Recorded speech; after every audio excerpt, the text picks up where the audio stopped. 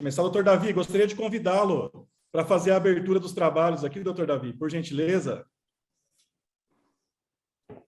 Meu amigo, obrigado mais uma vez, né? Saudar novamente a todos e a todas. Eu estou aqui com outros colegas, né, da nossa diretoria, a doutora Isabela Fantasia, a doutora Nayara. Eu que tenho a honra também de trabalhar na coordenação das comissões, né? Sou responsável pelas comissões. E desejar, Lucas, assim, um excelente trabalho a vocês nessa nova gestão, nesse novo período, né, na OAB, você que novamente conduz aí essa importante comissão, né? E parabenizar também, agradecer o Dr. Clóvis, né, por disponibilizar seu tempo para poder vir demonstrar o conhecimento. E, em nome do presidente Henri Atiti, agradecer a todos os colegas advogados que têm participado da OAB e, mais uma vez, colocar a OAB à disposição. E, se me permite, Lucas, até em respeito às mulheres, aos colegas de toda a OAB, eu queria aproveitar e já passar a palavra para a doutora Isa, que é a nossa vice-presidente e que, de fato, aqui representa o doutor Henri, que está no compromisso pela OAB em São Paulo. Pode ser? Cadê a Isa? Doutora Isa, a palavra está contigo. Estou aqui. Bom, gostaria de desejar agora, oficialmente e formalmente, uma boa noite, desejar um bom evento a todos e reiterar o que o Dr. Davi disse, que a OAB e nós da diretoria estamos à disposição de vocês para o que precisarem e que o Dr. Henri está ausente devido à diplomação, né, que hoje está acontecendo em São Paulo, e que nos próximos eventos esperamos poder estar todos juntos, quem sabe em formato presencial, né, Dr. Lucas? Na nossa casa, sim, com um coffee break, para bastante networking. Um bom evento e uma boa noite, pessoal. Obrigadão. Muito obrigado, doutora. Queria agradecer aos membros da diretoria que estão presentes aqui, doutora Nayara, doutora Isabela, doutor Davi, e anunciar o início do nosso evento, e não poderíamos começar os trabalhos desse novo ano, nessa nova gestão, sem a presença de um grande professor de São José do Rio Preto, doutor Clóvis Moura, que faço questão de ler aqui o seu currículo, que é advogado especialista em direito societário e tributário, com foco em reorganização empresarial, estruturação de negócios, planejamento tributário e M&A, professor mestre de direito tributário, de cursos de graduação e pós-graduação, especialista em reorganizações de empresas e mercado de capitais, pela Fundação Getúlio Vargas, MBA em gestão legal, atuou como gestor no departamento jurídico de grandes grupos empresariais de São Paulo. Uma pessoa gabaritadíssima para falar para a gente sobre um tema que está em voga, um tema que está muito em alta. Né? Nós estamos com várias negociações acontecendo, ainda mais nesse pós-pandemia, né? Que a gente já está aqui, pelo menos no Brasil, sentindo o final da pandemia, apesar do que está acontecendo na China. E estão aparecendo muitos negócios empresariais e nada melhor do que falarmos sobre venda, sobre cessão de cotas e de estabelecimento com uma pessoa que entende tudo. Doutor Clóvis Moura, um prazer estar contigo. A palavra está com o doutor. Uma boa noite a todos. Obrigado a todos, boa noite. Né? Um prazer imenso aqui ver aqui quantos pessoas aluno recente, alunos já de longas datas, que eu gostaria até de esquecer, né? O tempo que já faz que eu dei aula, mas tem um aluno aqui, o Leonardo, né? Que inclusive aqui parceiro nosso. Bom, o tema de hoje que eu escolhi, nós estamos tratando já há algum tempo, né, Lucas, da Comissão de Fusões e Aquisições, e a gente sabe que a gente não tem uma doutrina, uma coisa, um manual muito consolidado disso, né? Então envolve uma parte tributária, uma parte societária, envolve muito direito civil, embora é a parte que eu mais apanho, né? Então, a gente tenta mostrar, inclusive até recentemente eu estava estudando e eu gostaria eu estava faz tempo procurando um conceito da natureza jurídica do contrato de compra e venda de ações estipulado dentro do M&A, né? E aí achei que eu participo daquele Societário Acadêmico, que é um curso que eu estou seguindo, e aí uma gaúcha passou esse conceito, né, que em outro momento eu venha trabalhar com vocês. Para tentar ser de uma forma bastante didática, né? E, por favor, me interrompa assim que vocês se sentirem assim com dúvidas. Quando a gente está falando das operações de M&A, a gente tem como que elas são feitas dentro do Brasil, né? Porque, embora a gente traga todo esse arcabouço, né, que do direito norte-americano, né, ou do direito europeu, a própria jurista que classificou o contrato de M&A, principalmente de compra e venda de ações, como um contrato de compra e venda de ações com pagamento diferido, né? Mas ela, de uma certa forma, nós seguimos o modelo norte-americano dentro da nossa sistemática, né?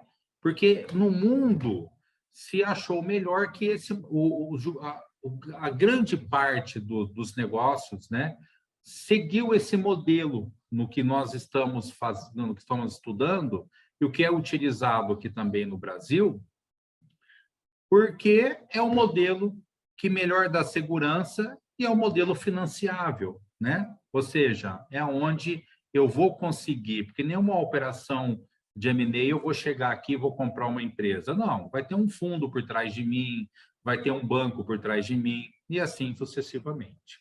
Então, hoje, eu resolvi trazer, para tentar a gente começar de uma forma mais didática, que fica melhor compreensível para todos, como que essas operações de M&A ocorrem no Brasil, né?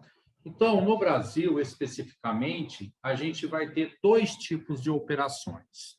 As operações que são de aquisição de ações ou cotas, ou aquisição de participação societária, né? Quando alguém chega e compra a participação societária, né? Em regra, ou pode acontecer que é muito mais comum por exemplo, nos Estados Unidos ou na Europa, a aquisição dos ativos propriamente ditos, né? Aqui é muito comum eu compro a participação societária, levo a empresa inteira. Nos Estados Unidos, por uma questão de legislação, se compra ativos. Eu segrego um ativo ou eu vou segregar um grupo de ativos, né? Então, eu vou ter, num primeiro momento, né, a operação de aquisição de ações e eu tenho a operação de aquisições de ativos. Dessas operações de aquisição de ativos, eu posso segregar um ativo para eu comprar, eu posso segregar um grupo de ativos, ou eu posso alienar o meu próprio estabelecimento comercial, que aí eu estaria diante de um caso de trespasse, que era a venda do estabelecimento comercial, tá? Qual é a modalidade que hoje ela é mais adotada no Brasil? Eu tenho a aquisição de ações. Por quê? Porque, na verdade, quando eu falo em adquirir as ações, eu tenho uma operação simples. Eu comprando a ação, eu já consigo operar como proprietário titular das cotas e eu já toco o negócio. Eu já levo a ação. Então, vamos comparar aqui que o nosso participante aqui, o meu querido ex-aluno Leonardo, tem uma empresa e eu começo a me interessar pelo negócio dele e vou lá e compro. Falo, Leonardo, eu quero comprar o seu negócio e eu quero comprar a sua participação societária. A partir do momento que eu entro no contrato social, eu compro a participação societária dele, seja ele num SA, eu estou comprando ações, seja ele através de uma limitada, eu estou comprando cotas, e eu vou carregar isso. Então, eu já trago o negócio inteiro e eu já começo a implementar, né? Eu já começo a colocar em prática. Eu não vou ter problema de muitas vezes, de licença. Às vezes eu vou precisar, lógico, de uma autorização do CAD ou às vezes, como já aconteceu comigo, negociando companhias de ônibus, eu vou precisar de uma alteração da Artesp. Por quê? Pelo próprio contrato, né, original que eu tenho com o órgão regulador, se eu mudar o controle, né, da minha empresa, automaticamente eu tenho que comunicar, né? E aí, lógico que mesmo numa operação de aquisição de ações, não é tão simples como a gente parece ser, eu vou lá e compro. Porque, na verdade, essa operação ela vai ser financiada e quem compra, compra negócio. Quem compra, não compra todos os ativos. Quem compra, em regra, não vai comprar imóveis. Então, eu vou ter que passar, às vezes, antes de eu comprar, preparar essa operação para eu comprar as cotas. Então, é muito comum a gente, quando vai, que nem está acontecendo em São José do Rio Preto, aquisições de hospitais, né, na região inteira, né, o Grupo Dior está adquirindo hospitais, eu participei aqui de duas negociações, participei ativamente, e aonde foi falado o seguinte, eu quero comprar o negócio, mas eu não quero comprar os imóveis, e muitas vezes assim a gente tem que fazer uma operação para deixar aquele negócio pronto para o investidor vir comprar, e eu quero deixar o imóvel para outro lugar. Não é que eu não vou fazer a venda do imóvel, vai, porque quem vem comprar vem com um fundo, e esse fundo geralmente tem um outro fundo imobiliário que vai comprar o imóvel, que vai alocar para o novo investidor, tá? Bom, essa seria a primeira modalidade, a compra de ação. As ações, ou compra de cota, ou aquisição de participação societária. Eu vou ter um outro tipo, né, uma outra modalidade de operação de M&A, que vai ser a compra de ativos. E aí fica um pouco complicado. Aliás, que essa operação é a operação mais utilizada nos Estados Unidos, né? A operação de aquisição de ativos, eu vou escolher um ativo que me interessa. E esse ativo pode ser um contrato de concessão, esse ativo pode ser um bem, pode ser um direito, o que seja, né? Ou eu quero comprar unicamente um grupo eu vou segregar um grupo de ativos e vou comprar ele. Aí, quando eu estou diante dessa operação, eu vou precisar, então, ela vai ser praticamente, assim, inevitavelmente, seguida de duas operações. Ou vai ser uma operação de cisão parcial, aonde eu preciso pegar esse ativo, segregar e, com base nele, eu vou colocar ele, vou criar uma nova empresa, ou eu vou estar pegando esse ativo e vou estar conferindo capital com ele. Eu pego um determinado ativo, coloco numa outra empresa e aí vendo as cotas dessa empresa, tá? Então, para isso, eu vou ter que, antes dessa aquisição desse ativo, eu preciso preparar a empresa, eu preciso organizar ela, organizar esse ativo. Como que eu vou vender esse ativo? E isso é muito delicado, porque é o seguinte, qualquer movimentação que eu tenho, por exemplo, posso colocar para vocês aí, que recentemente eu recebi um cliente aqui com uma guia de DARF de 30 milhões de reais para ver o que eu poderia fazer. Porque simplesmente chegou uma empresa, aqui um investidor aqui, e seguiu o caminho da compra falou, eu vou comprar a tua empresa, eu quero comprar suas cotas. Ele vendeu a empresa por 130 milhões, só que na declaração de imposto de renda, a empresa estava por 100 mil. Ele teve um ganho de capital de 100 mil, de praticamente 130 milhões de reais, e teve que pagar 22,5, né? Quando eu falo, então, de ativos, da venda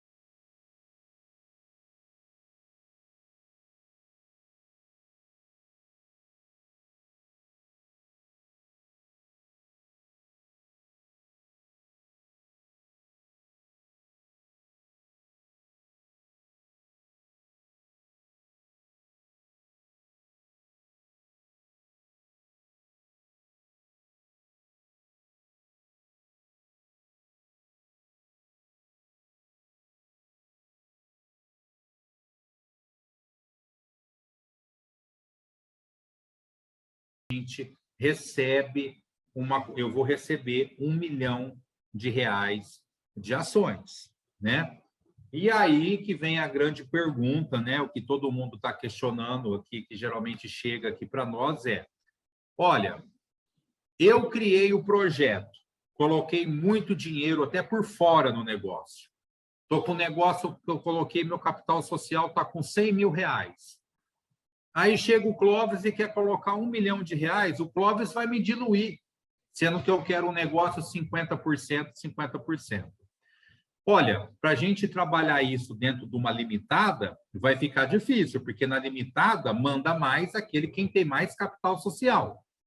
Mas na sociedade anônima, que está muito fácil trabalhar com ela, né?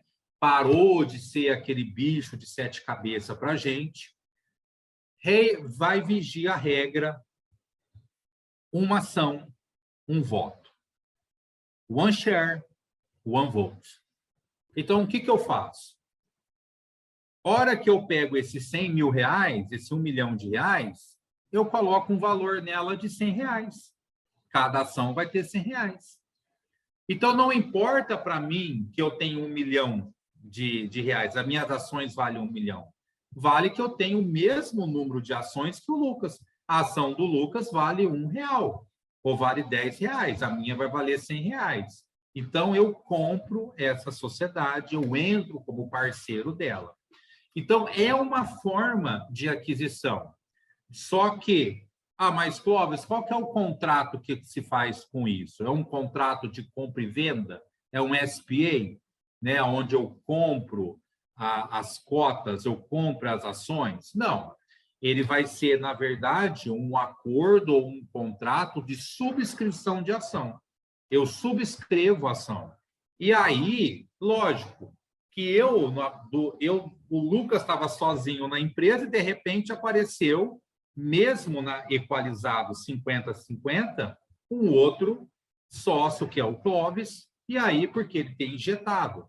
Então, veja que eu entrei e eu comprei parte da operação. E é por isso que nós qualificamos como uma operação de M&A, porque eu comprei parte do negócio dele. E a gente, querendo ou não, todas as startups que existem hoje são reguladas assim, ou o cara vende tudo, né? Ou ele vai injetar. As incubadoras e as aceleradoras de startup vêm recebendo investimento dessa forma. Chega o investidor aqui, ele coloca o dinheiro, ou vai ser através de um fundo, um private equity, que é justamente para isso, porque ele vai vender, seja qualquer outro fundo aí, que ele vai estar colocando dinheiro no negócio. Então, essa é uma modalidade que eu tenho, bastante utilizada. O contrato de subscrição de ação, ele é bastante parecido com o contrato de compra e venda. E é lógico, se eu tenho 2 sócios lá dentro, com um desequilíbrio econômico, é bem provável que o Lucas vai querer, o advogado do Lucas, vai falar assim, olha, vamos ter que fazer um acordo de acionista, um acordo de cotista para a gente calibrar isso, tá? Então, vamos lá. Voltando. Então, na nossa modalidade de aquisição de ações, ou aquisições de cota, aquisição de participação societária, eu vou ter uma primeira operação, que é a operação primária. Nessa operação primária, eu vou colocar dinheiro no negócio. Então, ela chama de cash in. Operação primária ou cash in. Por quê? É dinheiro entrando, né? Eu coloco dinheiro no negócio. Muito conhecida, né? É uma forma da gente estruturar negócio de startup. Uma outra modalidade que a gente tem seria a aquisição secundária. Na operação secundária, ela já é a clássica. É a operação na qual, também considerada, também chamada, uma chama cash in, que eu coloco o dinheiro, e a outra essa secundária, ela vai chamar de cash out, porque o dinheiro não vai entrar na sociedade. Eu compro as ações do Lucas, o Lucas sai do negócio e pronto. Ou até mesmo o Lucas pode chegar para mim e falar o seguinte, olha, eu gostaria de uma operação mista, porque eu já trabalhei bastante no projeto. Então, eu tenho aqui uma parte, um capital intelectual já investido, que eu quero que você já remunera. Então, eu posso fazer uma operação 30% dela primária, com cash in, e o restante eu pago as cotas do Lucas e a gente vai desenvolver o projeto juntos, né? Então, na operação secundária, chamada de cash out, é, na verdade, a venda realmente dessas ações, né? Eu entro no projeto, eu vou entrar dentro, eu compro o projeto dele e eu vou automaticamente rodar o negócio do Lucas, que seria a startup dele ou seria a empresa dele lá dentro, tá? Então a gente tem, quando eu falo em operação de aquisição de ação ou quando você vê assim uma operação de M&A chamado, olha, a operação cash in realmente foi uma operação de M&A, foi vendido ações, só que de uma maneira diferente. Eu coloquei dinheiro, a sociedade me admitiu, gerou automaticamente ações para mim e eu me tornei sócio. Eu só preciso tomar cuidado aqui com a diluição de quem está ficando, porque se a pessoa for procurar um advogado que não tem muita base, ele vai diluir automaticamente aí o dono da empresa. Na operação secundária, eu cheguei, comprei as ações, o Lucas sai e eu fico totalmente dono da situação, vou tocar o projeto, herdo tudo, né? Então, assim, vou herdar tudo. Então, como que isso é regulado, Clóvis? Como é que é regulada essa questão da sucessão? Através de um contrato, né? Através de um contrato. O contrato de compra e vendas dentro de uma operação de M&A, ele é bastante assim, complexo e bastante peculiar, né? Muito peculiar. Eu até tive um debate, né, com um colega de faculdade, e é engraçado que ele era até civilista. E na venda de um hospital aqui nosso, a gente vendia o hospital, nós estávamos comprando o hospital, e engraçado que o cliente dele era dono só do prédio, era sócio do prédio que estava na pessoa física, não era sócio da operação. E ele me ligou todo assim, nervoso, falando assim, Clóvis, como é que você deixa passar isso? Como é que os caras que estão comprando um negócio estão mandando no imóvel? Quem manda no imóvel somos nós. Eu falei, eu sei, mas uma operação de M&A, o imóvel é uma condição precedente. Se eu não comprar o imóvel, se você não me vender o imóvel, eu não compro o teu negócio. Porque eu vou colocar o teu negócio aonde, do dia para a noite? Né? Então, a gente vê que são circunstâncias que ela vai mudando, né? Mas é um modelo. Enfim. Bom, vamos sair um pouco, então, voltar aí para a gente estar falando de ativos. Quero fazer a compra de ativos. Tenho essa modalidade dentro do Brasil? Bastante. Mas quando eu estou diante de uma operação de M&A, é qualquer venda de ativos? Eu vou lá, compro um ativo e ele é uma operação de M&A?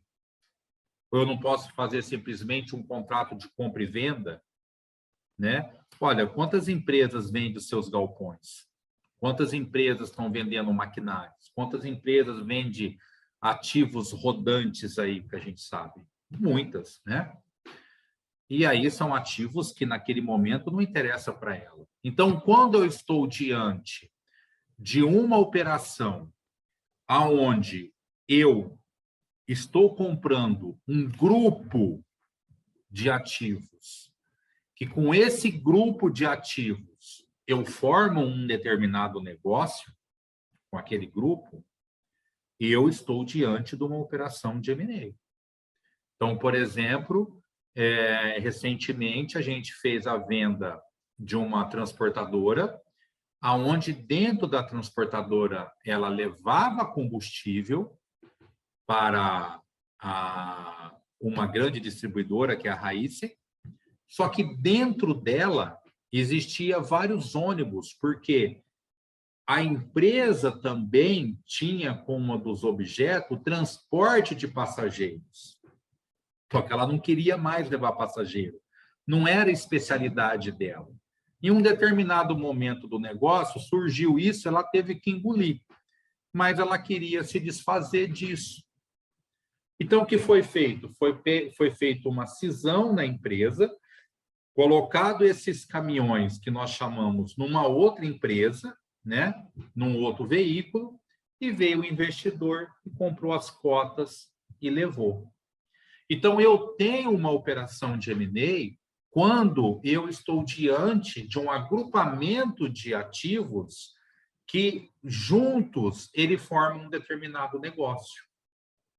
Por isso que, muitas vezes, quando eu pego um determinado conjunto de bens, pode ser que a gente já pegou empresas que, dentro do próprio CNPJ dela, eu consigo segregar vários negócios. Se eu pego um determinado negócio, segrego ele, seja por uma operação de cisão, seja por uma operação de drop-down, e coloco ele dentro de uma empresa para fazer a venda dele, eu estou diante de uma operação de M&A de venda de ativos.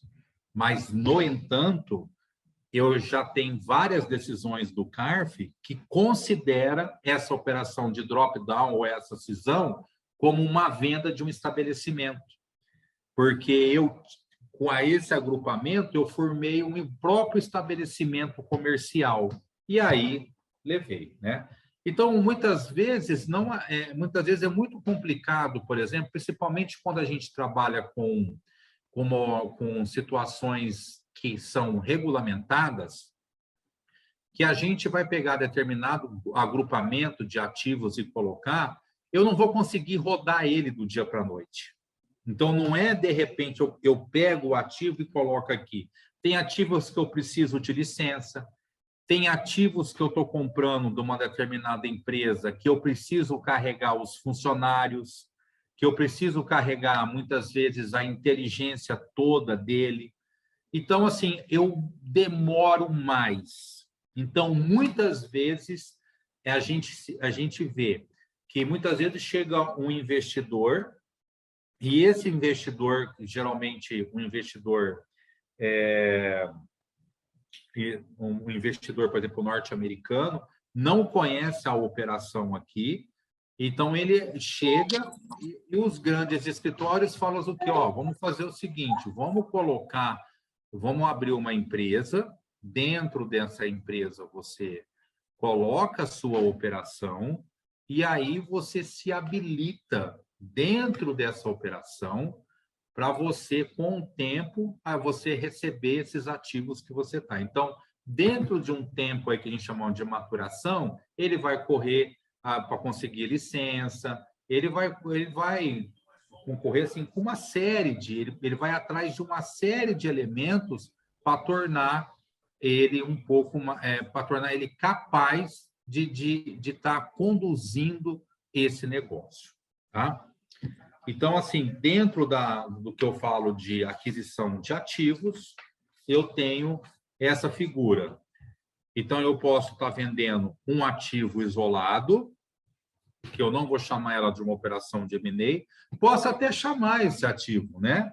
Desde que eu forme um negócio com ela, né? Imagine, por exemplo, eu comprar um contrato de concessão. Eu estou comprando um próprio negócio, né? Então, quando eu vou e viso o próprio negócio, eu consigo constituir um negócio, eu estou dentro de uma operação de M&A. Apenas a venda de um ativo simplesmente isolado, né? E que com ele eu apenas quero comprar aí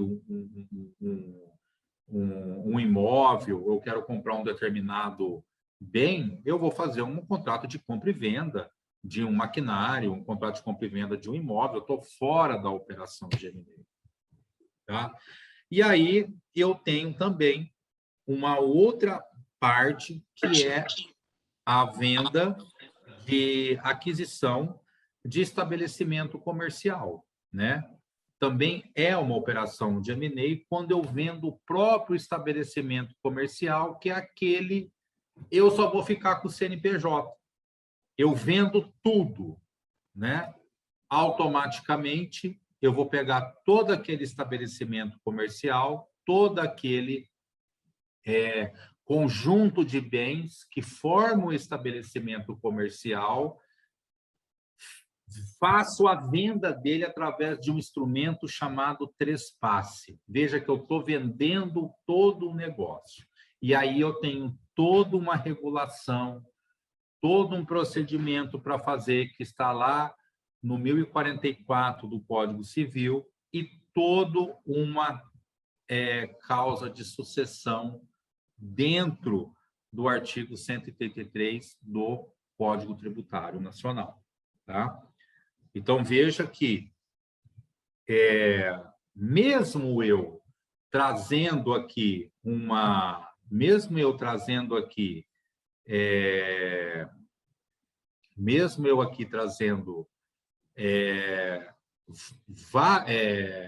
várias modalidades, dentro do Brasil é indiferente, porque eu vou carregar automaticamente a sucessão. Então, quem já fez algum curso comigo de reorganização patrimonial, né, ou reorganização empresarial, sabe que nós utilizamos a operação de drop-down. O que é a operação de drop-down? Eu pego um determinado ativo e, por meio de conferência de bens, eu aumento o capital de uma determinada empresa que eu criei apenas para receber esses ativos, e lá eu faço a venda dele. Tá? Diferentemente da operação de estabelecimento comercial, que aí eu tenho um procedimento já regulado pelo Código Civil e regulado pelo CTN a nível de operação de responsabilidade tributária.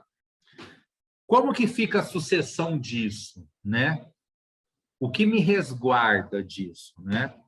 Hoje, a nível de direito norte-americano, se a gente for pegar o país das M&A, que é os Estados Unidos, ele vai ter, hoje você tem assim, infinitamente operações de alienação de ativos muito mais recorrente de operações de venda de ações. Por quê? Porque nos Estados Unidos eu consigo segregar aquele ativo e não carregar o passivo. Mas aqui no Brasil, não. Aqui no Brasil, eu posso, se a empresa não ficou com um saldo suficiente para pagar suas dívidas, eu posso estar levando até falar assim, ó, você está dilapidando o patrimônio, né? E outras operações também que são arriscadas. Então, por exemplo, às vezes a gente se vê em situações em que vai depender do empresário, né? Fala, olha, eu tenho como tirar esse ativo, colocar numa outra empresa e fazer a venda por lá, né? Seja ela qual for, né? Mas a responsabilidade que eu tenho, tanto principalmente trabalhista, como a responsabilidade trabalhista como tributária, que são as mais pesadas, eu não tenho a diferença entre a operação de aquisição de ações ou de cota de participação societária ou até mesmo eu não tenho uma diferença entre ela e a de ativos, porque de ativos eu também vou carregar, né? Então eu tenho assim, só que no ativo eu tenho uma série de coisas que eu tenho que fazer. Eu tenho que reorganizar essa empresa. Porque se eu saio com ativo, eu tenho que saber da forma que eu vou sair com cisão. Se eu saio com cisão, a Receita Federal já vai me pedir, ó, e aí, como é que está você saiu com uma operação aqui e automaticamente eu estou vendo que essa operação aqui é decorrente de cisão, então automaticamente as dívidas da empresa cedida ela é carregada por essa nova empresa que vai ser adquirida. Mas como que isso é diluído dentro de um contrato. Gente, por incrível que pareça, quem está comprando não está nem um pouco preocupado com dívida. Ele olha o negócio e vê o quanto que isso aí vai render. Ele paga o preço e ele vai jogar o negócio lá embaixo, né?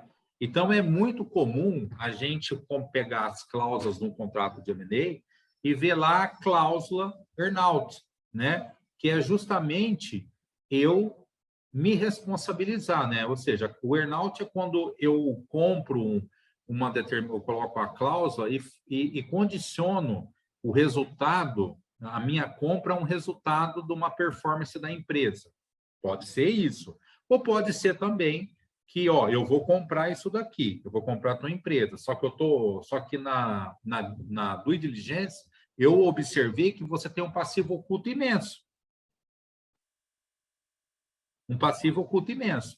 Então, eu vou colocar que eu não vou te pagar tudo, eu vou te pagar por ano. Então, conforme vai decaindo os fatos geradores tributários, os fatos geradores trabalhistas, eu vou liberando o dinheiro, que geralmente esse dinheiro fica numa escrow account, né, separado, ou por cláusula eu tenho obrigado à indenização. Para não, como o nosso tempo aí já falta só 10 minutos, eu vou abrir para perguntas, né? Eu vi aqui que no chat já tem algumas perguntas, alguns comentários. Gostaria, se possível, se as pessoas que perguntaram conseguissem fazer as perguntas para mim aqui. Professor. Pessoalmente. Professor, boa noite. Eu fiz algumas observações enquanto o professor falava aqui no chat, né, para esclarecimentos aqui de quem estava escutando, né? Busquei algumas informações na internet até para acompanhar, porque tem alguns termos, às vezes, que não são tão comuns, né, da gente ouvir, e eu já fui procurando e jogando aqui no chat. Professor, eu gostaria de começar aqui com uma pergunta, se o professor me permite, e deixo também no chat, para quem quiser fazer pergunta, colocar o nome lá que a gente chama na ordem que forem colocadas as perguntas, né? Professor, foi muito interessante, né? A palestra mostrou bastante para a gente aí os cuidados que nós temos que ter, as observações que nós temos que ter nas operações de compra, né? E todas as demais que nós fazemos aí no M&A, cisão e tudo mais. Mas eu gostaria de falar aqui rapidinho, né? O que o professor entende aqui da importância de seguros, né? De serem colocados seguros nas operações de M&A, nas fases das operações de M&A, devido aos riscos, às contingências. É comum, o professor está vendo isso acontecer, a gente está percebendo que está aparecendo bastante. O que o professor tem de experiência nisso para compartilhar conosco? Olha, é contratado seguro, tá, Lucas? E, assim, para proteger aí o investidor, são novas modalidades de seguros que estão surgindo, só que ainda prevalece a questão de você fazer um contrato, descontar do preço e ir pagando. Eu deixo numa conta garantida o dinheiro e ele vai liberando isso daí, né? Tem seguro, lógico, mas o que é mais comum é eu pegar esse dinheiro, colocar no escrow account e aí eu vou liberando esse pagamento. Porque o que acontece? Numa DUI,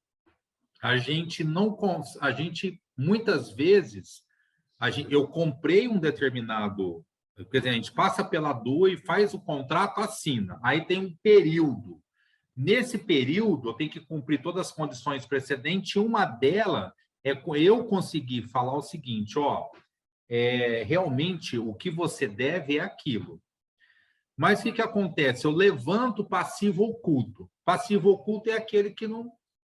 Eu soneguei, mas está lá. Por exemplo, o passivo oculto trabalhista, a gente não sabe se vai entrar como uma reclamação trabalhista, passivo oculto ambiental, então é levantado muito.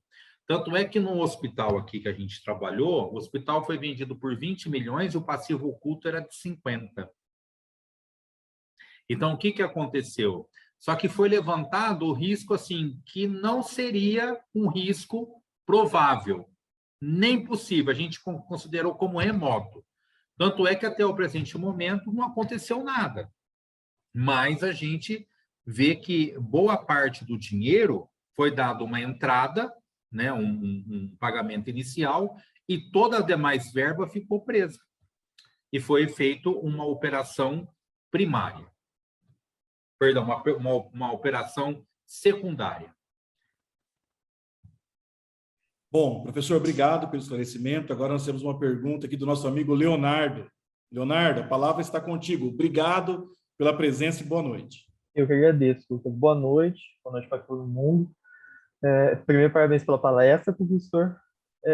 A minha pergunta, acho que na verdade seriam duas. Se o senhor entende que com a SAF, de autorização de que a SAF, a Sociedade Anônima de Futebol, ela adquira só o departamento de futebol e deixa as dívidas tributárias, por exemplo, com a associação, a antiga associação, o senhor enxerga isso como um drop-down, uma aquisição de ativos? E, além disso, se isso é uma tendência legislativa nova ou se é um acaso, alguma coisa que não é esporádico? Você quer perguntar se eu entendo que isso é um drop-down? Isso. Leonardo, eu tenho feito a maioria dos cursos hoje no mercado de fusões e aquisições. E eu estou muito espantado com o número de drop-down que tem sido feito. Então, ou seja, eu pego todos os ativos, levo para uma empresa e faço a venda. Tá? Agora, vai ter risco? Vai. Vai ter sucessão? Vai. Eu tenho o CARF falando para mim que muitas vezes isso é um casa e descasa? Pode ser. Né? O que é casa e descasa? Eu coloco para você aqui, você vem e compra. Eu te vendo mais barato. Então, vou te falar uma coisa. Se eu estou no lucro real, para eu te vender um imóvel, eu tenho que pagar 34%. Se eu incorporo esse imóvel dentro de uma sociedade e coloco como objeto social dela a compra e venda de imóvel, você só vai pagar R$ 6,93. Aí você vai falar assim, mas qual o propósito negocial que você fez isso? Porque a gente tem que enfrentar isso dentro do planejamento tributário. Aliás, assisti aí uma palestra, eu posso dividir os links com você, porque tem cursos belíssimos de M&A pelo um centro da USP, que foi todas as maiores autoridades falaram lá. E que, na verdade, quando você coloca o bem lá e vende, eu estou diante de uma elisão tributária, né? Assim, de uma evasão. Só que, ao mesmo tempo, o empresário ele prefere correr o risco, porque do que ele pagar uma operação alta dessa. Então, a operação de drop-down, como você me perguntou, ela é recorrente, sim, sempre. Se você pegar o curso da Fernanda Basto, que o ano passado deu uma aula para nós, ela fala muito de drop-down. E outra coisa, achar que a operação societária, a operação de M&A, ela começa dentro do societário, ela pode começar dentro do societário, mas a hora que eu crio ela, automaticamente eu tenho que ter uma validação do setor tributário, porque o setor tributário vai falar, ela é inviável pelo custo tributário ou pelo risco tributário que você vai gerar. Eu não sei, Leonardo, se essa era a tua pergunta ou se eu consegui responder essa pergunta com relação a essa sociedade anônima de futebol que você deve estar colocando. Mas é muito comum hoje a operação de drop-down. Tanto é que eu fiz uma operação de drop-down arriscada e o empresário quer mais outra. Uma eu fiz para compra e venda de caminhões, que se ele vendesse dentro da empresa, ele pagaria 34%. Então, R$100 mil a venda de um caminhão, ele totalmente depreciado, eu pagaria 34% só de ganho de capital. Eu peguei, coloquei tudo dentro de um drop-down, de uma outra sociedade, através de um drop-down, e vendi ele a 6,06 com adicional do imposto de renda. É viável ou não é para o empresário? Ótimo, ele correu o risco, sabendo, né? E agora ele quer colocar uma outra coisa através de drop-down novamente, para alocar e formar despesa para ele mesmo. Então, hoje, além do que o Lucas está falando, que está muito aquecido, a questão aí dos M&As, né? Que está voltando às operações de M&A, e, portanto, é importante reconhecer todas essas operações. O que está muito aquecido hoje é o planejamento tributário, porque ele quer reduzir a carga para aumentar a margem. E o drop-down é muito utilizado. Respondido, Leonardo, certinho? Certinho, professor, certinho, Lucas, obrigado. Tá legal. Obrigado, Leonardo. Obrigado pela contribuição. Professor Clóvis, nós temos aqui uma observação no chat. No início da palestra, o professor utilizou um exemplo daquela operação de startup que o vendedor foi tributado em 22,5, né? Teve que pagar uma guia aí DARF enorme. Isso. O nosso amigo que estudou comigo, o Alisson Deniran de Oliveira. Alisson, prazer você aí conosco. Ele fez uma pergunta aqui, ó, nos fale qual foi a solução prazer, do Lucas. Tá bom, Alisson? Eu falei para ele que eu não pagaria. Eu não daria 30 milhões para o governo federal, mas, assim, na verdade, Lucas, o que é muito comum nessa situação é que você pode criar um produto hoje, dentro de uma startup, que você está criando um problema imenso para uma empresa tradicional. Então, o que ela faz em regra? Essa empresa era uma empresa que fazia vedação. Vedava piscina, vedava vidro. Então, ela tinha uma cola, desenvolveu uma cola, que uma empresa francesa concorria com a empresa francesa apenas. E ela ganhou o mercado pelo preço. E a empresa francesa chegou para ele e falou o seguinte: eu quero comprar a tua empresa. Ele falou assim: eu não vendo minha empresa, mas eu pago 130 milhões. Aí ele vendeu. E aí o contador mandou para ele 30 milhões. Então, o que acontece? Ele não teve tempo para se preparar, para ele fazer algo. E aí o que acontece? Nós conseguimos gerar para ele, fazer uma reavaliação de marca, fazer um monte de coisa. Porque o que eu faço muitas vezes como uma empresa ela é vendida? Que aconteceu numa escola agora em Santa Catarina. Eu pego as cotas dessa empresa que está sendo vendida, integralizo ela numa outra empresa que tem como objeto social vender participação societária. Ela vende participação societária. Então, eu pego as cotas, coloco dentro de uma empresa, aloco ela dentro do estoque, porque cota é bem móvel, né? É um bem corpóreo, é um bem móvel, e aí eu estou vendendo uma mercadoria. Então, essa empresa vai estar no presumido, eu uso o índice de presunção 8, e somando tudo, deu uma conta de 6,90 e pouco. Então, veja que eu saí de 22 para 6. E vendi. Pode dar problema? Pode, porque tem entendimento da Fazenda que fala que o índice de presunção não é 8, é 32. É colocado para o empresário. E ele fala, não, eu concordo com você. Só que, veja, Lucas, nós temos discussões a nível de CARF. Nós não temos discussões do STJ.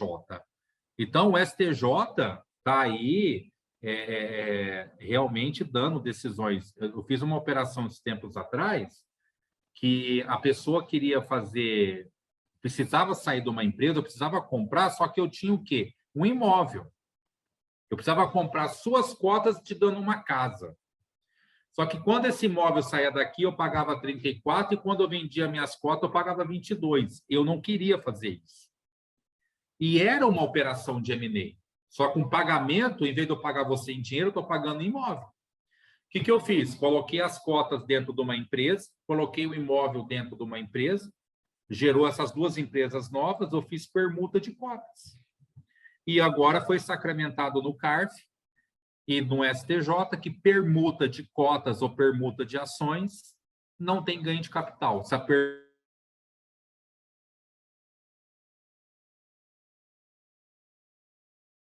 que você consegue aqui calibrar, tá? Então, a resposta que eu dou para ele, eu dei para o cliente, falei assim, eu não pagaria, eu colocaria R$30 e pronto. Mas, infelizmente, o tributo é devido, né? E não tem como. Tem situações que não tem como a gente afastar. Realmente. Seria aí mesmo a retirada do patrimônio para poder inadimplir o débito tributário que vai recair alguma demanda, né? Professor, o senhor também foi meu professor, estudei também eu lembro. Ah, que bênção. Meu companheiro de Unirp se formou comigo, Alisson. Prazer te ver, viu, Alisson? O prazer é todo meu, Lucas. Parabéns pela iniciativa, parabéns para todos os envolvidos aí. Muito boa a palestra. Muito obrigado, viu, Alisson? Forte abraço, vamos tomar um café. Forte abraço. Tem mais alguma pergunta? Alguém gostaria de fazer mais alguma pergunta para o professor Clóvis? Pode se manifestar por aqui, pelo chat. Bom, professor, pelo que eu vi aqui, não temos mais nenhuma pergunta. Eu gostaria de agradecer demais a sua participação. Foi uma aula excelente. Mais uma vez aqui, nós conseguimos absorver o que é um tema muito complicado, um tema que várias vezes durante o dia a gente debate, a gente se vê frente a questões muito complicadas quando a gente fala de compra e venda de empresas. Então, muito obrigado pela sua participação. O doutor é um especialista, uma pessoa que muito enobrece e engrandece aqui a comissão com a sua participação. Não poderíamos começar as atividades da comissão sem uma aula, sem a participação do Dr. Clóvis Moura. Obrigado, Lucas. Eu espero ter sido assim o máximo didático possível, né? Para a gente explicar. Não é uma área, não tem sequer um livro, né, adequado para isso. São coisas jogadas que a gente tem que montar, né, para a gente estar conseguindo dar uma aula assim numa sequência pelo menos um pouco lógica para a pessoa entender. Mas, tá? O que vocês precisarem é só entrar em contato, né? Acho que muita gente tem meu contato aí no professor Clóvis Moura pelo Instagram. Eu respondo todas as dúvidas possíveis, encaminho o material, tá? Estou à disposição. Professor, muito obrigado. Uma boa noite a todos. William, obrigado aí por estar conosco com a OAB. Obrigado, gente. Boa noite.